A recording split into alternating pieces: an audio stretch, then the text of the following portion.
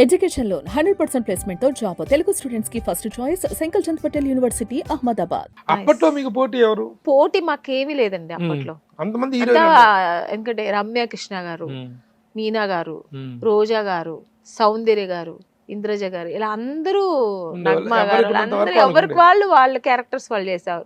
నేనైతే total opposite కదా, బాలకృష్ణ గారు పక్కన, నాగార్జున గారి పక్కన అంతా చేశాను. అయినా కూడా ఒక ఇద్దరు మెగాస్టార్ గారు, మెగాస్టార్ చిరంజీవి గారు, వెంకటేష్ బాబు గారు, వాళ్ళతో నేను మిస్ అయ్యాను. నాకు మిస్ అయ్యింది. కె విశ్వనాథ్ గారు, దాసనారాయణరావు గారు, కె రాఘవేంద్ర గారు, ఇలా అందరూ పెద్ద పెద్ద డైరెక్టర్స్ తో, లెజెండ్ డైరెక్టర్స్ తో నేను వర్క్ చేశాను. మీరు అంత ఉధృతంగా ఉన్నటువంటి సమయంలో బ్రేక్ తీసుకోవడానికి కారణం ఏంటి? నేను అనుకొని వచ్చింది హీరోయిన్ అవ్వాలి, అయ్యాను.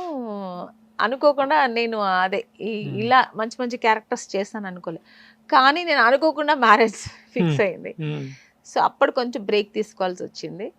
కానీ నిజంగానే అప్పుడు మంచి క్యారెక్టర్స్ అన్ని మిస్ అయ్యాను. మంచి ఇదిలో ఉన్నారు కదా, మంచి రైజ్ లో ఉన్న టైం. అవును, అద్భుతమైన పీరియడ్ ని ఎంజాయ్ చేస్తున్నారు. కృష్ణారెడ్డి గారు కూడా నాకు చెప్పారు, ఎందుకమ్మా ఇప్పుడు మంచి క్యారెక్టర్స్ చేస్తున్నావు అని చాలా మంది నాకు చెప్పారు.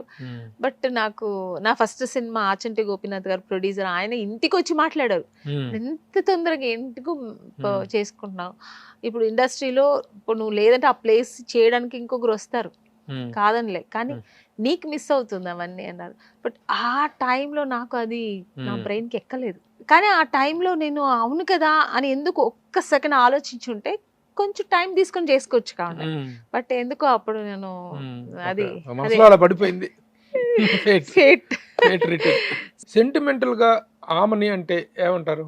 ఇండస్ట్రీలో ఒక గోల్డెన్ లెగ్ అనేటువంటిదే ఉంది. ఎందుకంటే ఫస్ట్ సినిమా జంబలగడ్డ పంప దగ్గర నుంచి కొన్ని సినిమాలు ఫెయిల్యూర్ సినిమాలు కూడా ఉన్నాయి. అన్ని నేను చేసిన సినిమాలని హిట్ అని నేను చెప్పట్లేదు, but most of the pictures నాది కొన్ని హిట్సే ఉంటాయి.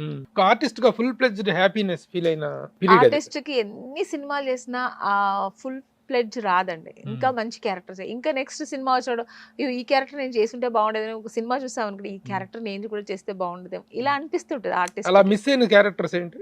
సౌందర్య గారు చేశారు ఒక క్యారెక్టర్, అది నేను యాక్చువల్ గా నన్నే చూసారు వచ్చి, మా ఆయన బంగారు, ఆ సినిమా యాక్చువల్ నన్నే ఫస్ట్ అడిగారు. అలా అది కూడా నాకు చాలా బాధ, ఎందుకంటే మంచి, కాకపోతే ఒక పక్కన నా ఫ్రెండే కదా చేసింది, సౌందర్య చేసినప్పుడు నాకంటే నిజంగా అమ్మాయి చాలా బాగా చేస్తుంది, నాకు ఎక్కడో ఒక హ్యాపీ కూడా. కానీ ఆ రోజుల్లో మీ హీరోయిన్స్ మధ్య కూడా చాలా మంచి ఫ్రెండ్షిప్ ఉండేది. అవును, ఎక్కడ మీరందరూ సెట్ లో కలిసి సెట్ లో రోజా గారు కూడా అప్పట్లో చాలా బాగా మాట్లాడేవారు. ఇప్పుడు అసలు రమ్యకృష్ణ గారు కూడా, నేను ఫస్ట్ మూవీ మనం భీమవరం బుల్లోడ చేసేటప్పుడు అప్పుడే రిలీజ్ అయింది ఏది శుభలగ్నం. భీమవరం బుల్లోడ నేను కూర్చున్నాను, ఫస్ట్ డే రమ్యకృష్ణ గారు దగ్గర వచ్చి నా దగ్గర శుభలగ్నం చాలా బాగా యాక్ట్ చేసావు ఆమెని అని. అలా ఎవరు హీరోయిన్ కి ఎవరు అప్రిషియేట్ చేయరు. అప్పట్లో హీరోయిన్స్ అంతా ఓపెన్ అప్ గా ఉండేవాళ్ళు, బ్రాడ్ మైండ్ గా ఉండేవాళ్ళు. ఆమెని అనగానే ఎన్ని సినిమాలు ఉన్నా, ఎన్ని క్యారెక్టర్స్ వచ్చినా సరే, చిలక ఏ తోడు లేక ఇటేపమ్మ ఒంటరి నడక అనేటువంటి పాట, ఆ పాట తర్వాత ఎదురింటి మంగళ గౌరి వేసుకున్న నగల చూడు, ఆ శుభలగ్నం సినిమా అనేటువంటిది మీ కెరీర్కి పెట్టినటువంటి శుభముహూర్తం. అది అద్భుతమైనటువంటి ఒక గేమ్ టర్నర్ అయింది ఆ సినిమా మీకు. ఆ సినిమాకి మీకు అవార్డు రాలేదు, కానీ శుభ సంకల్పానికి మిస్టర్ పెల్లాంకి అవార్డు వచ్చింది బెస్ట్ యాక్ట్రెస్ గా. ఎలా అనిపించింది మీకు? దీన్ని కూడా ఎక్స్పెక్ట్ చేశాను నేను ఎక్స్పెక్ట్ చేయలేదు మిస్టర్ పెల్లాంకి, దానికి వచ్చింది ఫస్ట్ టైం నాకు వచ్చింది. ఇంకా శుభ సంకల్పం అయితే పక్కన కమల్ హాసన్ గారు ఫస్ట్ టైం ఆయన యాక్ట్ చేశారు, మన కె విశ్వనాథ్ గారు అందులో ఆర్టిస్ట్ బ్రహ్మాండంగా యాక్ట్ చేస్తుంటారు. వీళ్ళ పక్కన నాకు వచ్చింది, అదైతే నేను అస్సలు ఇంకా అంతకంటే అసలు ఎక్స్పెక్టే లేదు. రెండు సినిమాలకు దాంట్లో నటకి పెట్టేశారు రాజేంద్ర ప్రసాద్ గారు.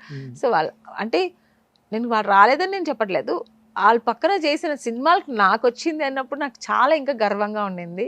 అంత పెద్ద సినిమాలో చేశాను, మంచి క్యారెక్టరు, నాకు అవార్డు రావడం చాలా అవి. బట్ శుభ లగ్నంకి స్టేట్ అవార్డు రాలేదు, కానీ బెస్ట్ సినిమా వచ్చింది, ఫిలింఫేర్ అవార్డు వచ్చింది, చాలా ప్రెస్టీజియస్ అవార్డు. అది మోహన్ లాల్ గారి చేతుల వల్ల తీసుకున్నాను. నాకు ఫేవరెట్ ఆర్టిస్ట్ ఆయన. సినిమా చూసిన తర్వాత మీ సంఘర్షణ ఏంటి? ఒప్పుకున్నప్పుడు మీ ఎక్స్పెక్టేషన్స్ ఏంటి? తర్వాత నేను ఏ సినిమా ఒప్పుకున్నా సెకండ్ ఇన్నింగ్స్ కాదు, హీరోయిన్ గా ఉన్నప్పుడు ఏ సినిమా నాకు కథ చెప్పండి, నా క్యారెక్టర్ నేను అడగను. ఎందుకంటే నేను చేసిన డైరెక్టర్ ఆల్మోస్ట్ డైరెక్టర్స్ అందరూ పెద్ద పెద్ద డైరెక్టర్స్, వాళ్ళ దగ్గర వెళ్ళి సార్ నాకు కథ చెప్తేనే నాకు కథ చెప్పండి నాకు నచ్చితే చేస్తాను అంత అనే ధైర్యం నాకు లేదు. ఇంకొకటి తప్పకుండా నేను హీరోయిన్ గా ఎంత పెద్ద డైరెక్టర్ తో చేస్తున్నానంటే తప్పకుండా అది మంచి మంచి క్యారెక్టర్ అయి ఉంటుంది. ఆ ఒక నమ్మకం నాకు, ఆ విశ్వాసం నాకు ఉంది. కెరీర్ పరంగా మీరు చూసుకుంటే ఇప్పుడు మీరు చెప్పారు ఇప్పుడు నేను క్యారెక్టర్ ఏంటి అని అడగలేదు అని, రెమ్యునరేషన్ ఏంటి అని అడిగారా? ఎందుకంటే రెమ్యునేషన్ కూడా నేను అడగను. ఎందుకంటే నేను డబ్బుల కోసం నేను సినిమా ఫస్ట్ ఆఫ్ ఆల్ రాలేదు. డబ్బులు సంపాదించాలనే ఎయిమ్ కూడా నాకు లేదు. డబ్బు సంపాదించడం మనకు కావాల్సినంత వరకు నేను బయట కూడా నేను ప్రొఫెషనల్ ఏ ప్రొఫెషనల్ అనే చేసుకోవచ్చు. అంతంత చదువుకున్నాను, ఇంకా చదువుకొని కూడా నేను చేసుకోవచ్చు. బట్ నేను నాకు అవ్వాల్సిన హీరోయిన్ అవ్వాలి, నాకు ఆ ఫేమ్ కావాలి. అందరూ చూసి అంటే అప్పుడు నాకు పేరు తెలియదు ఆమెని, అదే ఇంకా ఆర్టిస్ట్ అని గుర్తింపు రావాలి. ఆ ఫేమ్ ఆ ప్యాషన్ నాకు కావాలి. ఆ ప్యాషన్ తో వచ్చాను తప్ప సో డబ్బుల కోసం నేను రాలేదు. అందుకే నేను ఎక్కడ నేను డిమాండ్స్ కూడా చేసింది లేదు. Producer friendly heroine, producer friendly heroine నిజంగానే. ఎందుకు నాగార్జున గారు అడిగారు నేను ఒకసారి ఎయిర్పోర్ట్ లో, నేను నాగార్జున గారితో చెన్నై వెళ్తున్నాను ఒకసారి, అప్పుడు అడిగారు ఆమెని ఎవరు అమ్మ నన్ను ఎవరు లేరా రారా తోడు అన్నారు. లేదు సార్ నేను ఒంటరిగానే వస్తానంటే ఆయన ఒక నవ్వి హీరోయిన్ అంటే అమ్మ నాన్న తమ్ముడు అందరూ తోకంటే ఒక లైన్ ఉంటుంది నీకు ఎవరు లేరేంటి అన్నారు ఆయన. రెండు బండ్లు ఉంటాయి వాళ్ళకి, ఒక ఫ్యామిలీకి ఒక బండి, స్టాఫ్ కి ఒక బండి అని. నాకు ఎప్పుడు ఉండదు, నా స్టాఫ్ నాతోనే ఉంటారు, నేను ఎప్పుడు ఒక బండిలో ఉంటాను. ప్రొడ్యూసర్ నేను ఎక్కువ ఖర్చు కూడా పెట్టించను. ఇక్కడ ఏది నేను డిమాండ్స్ ఏమి ఉండదు. నేను నా వర్క్ ఏదో నా ఇచ్చిన రెమ్యునేషన్ తీసుకొని అది కరెక్ట్ గా ఇస్తే చాలు అనుకునేదాన్ని. మాట్లాడిన రెమ్యునేషన్ కరెక్ట్ గా వస్తుంది. ఎన్నో చెక్కులు నాకు పాస్ అవ్వకుండా ఇంట్లో రోజులు అప్పట్లోనే.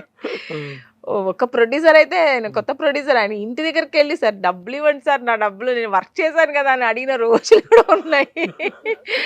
అలా తీసుకున్నాను అంతేగాని డిమాండ్స్ ఎక్కడ ఉండదు, కంప్లైంట్స్ ఎక్కడ ఉండదు. ప్రొఫెషన్ ఎంజాయ్ చేశారు కానీ డబ్బు అనేటువంటిది ఎట్లాగో వచ్చి తీరుతుంది. అబ్సల్యూట్లీ ప్రొఫెషన్ ఎంజాయ్ చేశాను, నిజం చెప్తున్నాను 100%. ఇప్పుడు మరి ఆమెని ఫైనాన్షియల్ గా వెల్ సెటిల్ కాకపోతే నాకు ఎంత కావాలో అంత ఉంది, అది చాలా సఫిషియెంట్ ఉంది నాకు.